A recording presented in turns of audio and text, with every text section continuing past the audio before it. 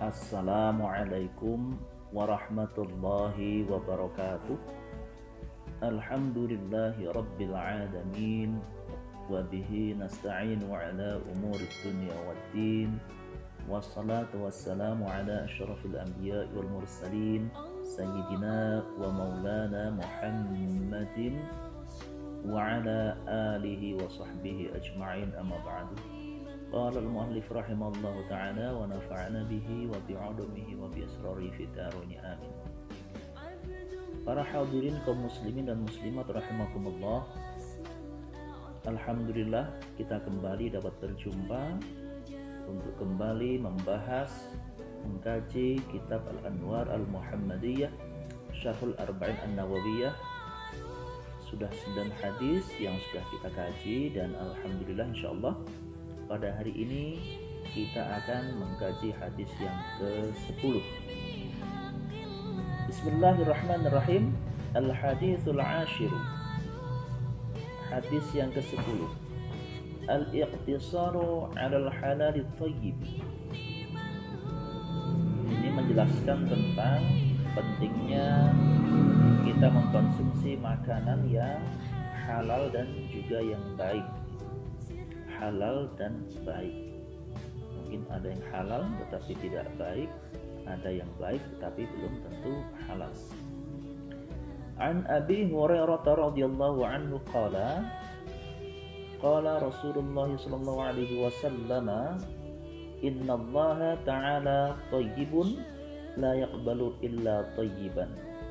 Ini hadis dari Abu Hurairah radhiyallahu anhu. Beliau berkata, Rasulullah SAW bersabda, sesungguhnya Allah Subhanahu wa Ta'ala, Allah itu maha baik, tidak menerima kecuali hal-hal yang baik.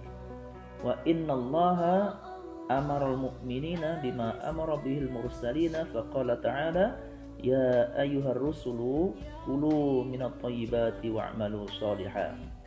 Dan sesungguhnya Allah Subhanahu wa Ta'ala memerintahkan orang-orang beriman, sebagaimana Allah juga memerintahkan para utusan Allah dengan berfirman, atau sudah disampaikan Al-Quran ini dalam surah Al-Mu'minun ayat 51, wahai para rasul, makanlah dari yang baik-baik dan beramalah yang shalih. Wa qala ta'ala, Allah juga kemudian berfirman, ya ayyuhalladzina amanu kulu min thayyibati ma razaqnakum. Wahai orang-orang beriman, makanlah sebagian rezeki-rezeki yang telah kami berikan kepadamu, yaitu rezeki-rezeki yang baik. Ini tercantum dalam surah Al-Baqarah ayat 172. Summa dzakara ar-rajula yutilu safara asy'atha aghbara yamuddu yadayhi ila sama ya rabbi ya rabbi. Kemudian Rasulullah itu menceritakan atau mengisahkan ada seorang laki-laki yang berada dalam perjalanan yang sangat jauh, rambutnya sudah enggak karu-karuan ya bentuknya, kemudian penuh dengan debu wajahnya. Laki-laki tersebut mengangkat kedua tangannya ke langit, memanggil-manggil Allah, ya Allah, ya Allah, berdoa memohon bantuan dari Allah. Wa mat'amuhu haramun wa mashrabuhu haramun wa malbasuhu haramun wa ghudhiya bil harami fa anna yustajabu lahu. Rawahu Muslim. Akan tetapi makanannya haram, kemudian yang diminum juga haram, pakainya juga dicari dari penghasilan yang haram, kemudian gizi yang dikonsumsi pun haram. Ghudhiya itu ghidha. Ini kemungkinan bahasa Indonesia gizi ini bisa jadi sepadan dengan bahasa Arab.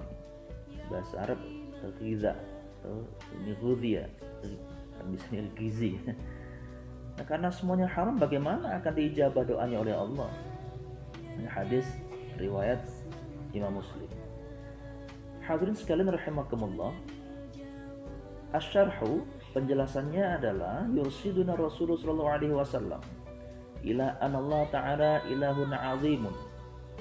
Rasulullah memberikan penjelasan atau menunjukkan kepada kita semua bahwasanya Allah Subhanahu wa taala adalah Tuhan yang sangat agung.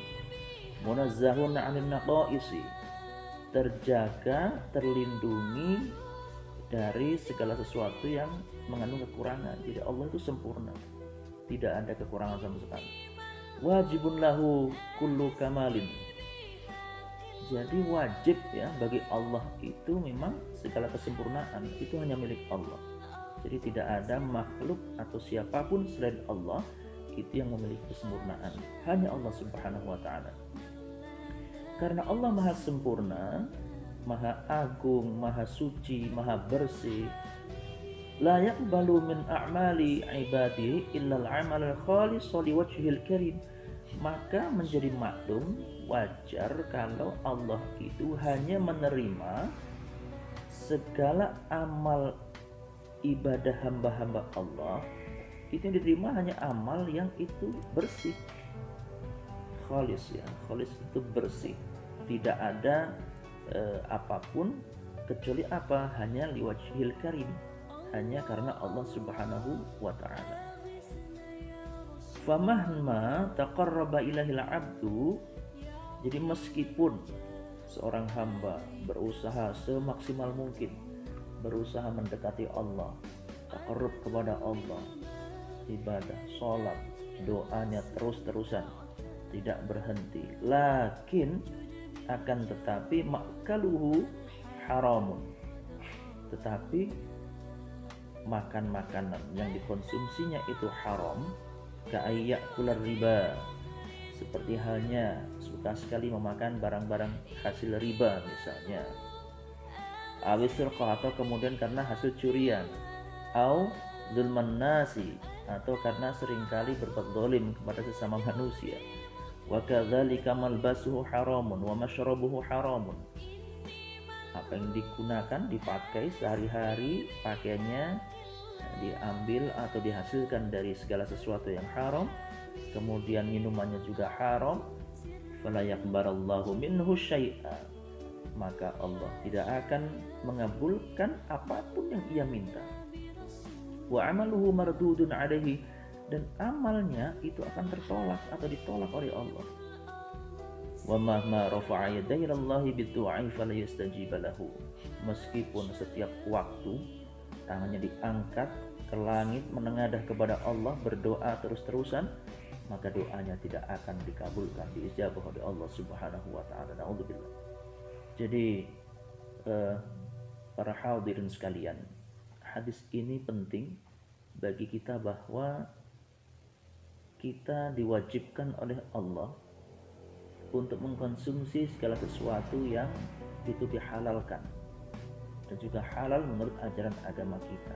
Bukan hanya yang kita makan, yang kita pakai, kosmetik, kemudian baju, pakaian, semua yang kita gunakan itu harus terdiri dari bahan dan juga hasil yang halal.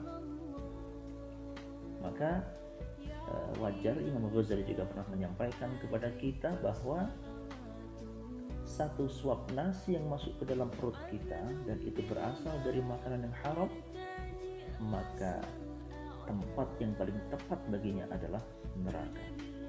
Jadi hadirin sekalian, bahkan Rasulullah SAW menggambarkan ada seorang laki-laki melakukan perjalanan sangat panjang, kemudian di perjalanan menengadahkan tangan ke langit berdoa kepada Allah, begitu khusyuk, begitu tawadhu, memohon kepada Allah. Tetapi apa? Dikarenakan apa yang ia pakai, apa yang ia konsumsi, apa yang masuk ke dalam tubuhnya itu terdiri dari barang haram, maka tidak ada sedikit pun doanya dikabulkan oleh Allah Subhanahu wa taala. Nah, apa yang kemudian dapat kita ambil pelajaran dari hadis ini? Yang pertama, al-muslimu la ya'kulu wa la yashrabu illa min halalin. Kalau kita mengaku sebagai seorang muslim, mendaku diri sebagai seorang muslim, maka wajib bagi kita untuk menghindari makan makanan yang haram, dan tidak boleh makan dan minum kecuali dari bahan atau konsumsi yang semuanya, baik dari cara mencarinya, kemudian mendapatkannya, dan mentasarrufkannya juga dari sesuatu yang halal. Yang kedua, at-tawassu'u fil harami yamna'u qabulal amali wa ijabat doa. Memperluas diri untuk mengkonsumsi atau mencari, menghasilkan berbagai macam perkara yang haram, itu akan memagari diri kita atau menolak atau menghalangi terkabulkannya amal dan juga doa kita oleh Allah. Ini bahaya sekali para hadirin.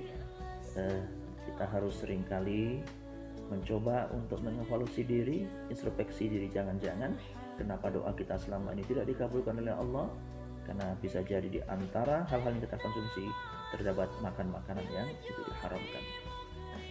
Yang ketiga, akhirul halali mustajabud doa. Sementara orang yang suka mengkonsumsi hal-hal yang halal, makan makanan yang halal, maka doanya mudah sekali dikabulkan oleh Allah Subhanahu wa ta'ala. Yang keempat, raf'ul yadaini fid du'a'i minal adabil mustahabbah. Mengangkat kedua tangan ketika berdoa ini termasuk etika yang sangat dianjurkan. Mustahabbah ini sangat dianjurkan, bahkan mengandung kesunnahan. Jadi para hadirin, jangan kemudian kita mudah percaya dengan pendapat entah siapapun yang mengatakan bahwa katanya berdoa itu tidak perlu mengangkat tangan. Ini dalam beberapa kajian baik secara fikih maupun hadis itu pendapat yang mengatakan bahwa mengangkat tangan dalam doa tidak ada dasarnya, itu pendapat yang kurang tepat. Jadi hal-hal yang begitu, pendapat yang demikian sebaiknya tidak perlu kita pakai dan tidak perlu kita dengarkan. Nah, kemudian yang berikutnya, yang terakhir, ad-du'a'u fis safari mustajabun. Doanya orang-orang yang sedang dalam perjalanan itu berpotensi besar untuk dikabulkan oleh Allah. Kenapa? Karena biasanya orang-orang yang sedang dalam perjalanan ini menahan diri, ya, orang seringkali mengalami kesulitan-kesulitan, mengalami banyak persoalan, sehingga dengan itu Allah berpotensi besar untuk mengabulkan doa-doanya orang-orang yang sedang dalam perjalanan. Baiklah hadirin sekalian, kaum muslim muslimat rahimakumullah, mungkin ini yang dapat saya sampaikan dalam kesempatan yang berbahagia ini. Mudah-mudahan kita semuanya dapat mengambil pelajaran dari hadis yang sangat berharga ini. Ingat bahwa kita perlu dan wajib bagi kita selaku seorang muslim untuk mengkonsumsi segala sesuatu yang halal dan juga yang baik, ya. Halal dan baik. Karena jangan sampai kita mengutamakan kehalalannya tetapi kebaikannya kita abaikan, atau sebaliknya kita mengkonsumsi makanan yang baik-baik saja tetapi kehalalannya tidak kita perhitungkan. Jadi luar biasa agama kita mengajarkan kepada kita mengkonsumsi yang halal dan juga yang baik. Karena bisa jadi wabah yang sekarang ini sedang melanda kita semuanya karena kita mengabaikan sisi kehalalan dan juga sisi kebaikan yang ada di dalam makanan yang dikonsumsi. Terima kasih. Wa'afu minkum wallahul muwaffiq ila aqwamit thoriq. Wassalamualaikum warahmatullahi wabarakatuh.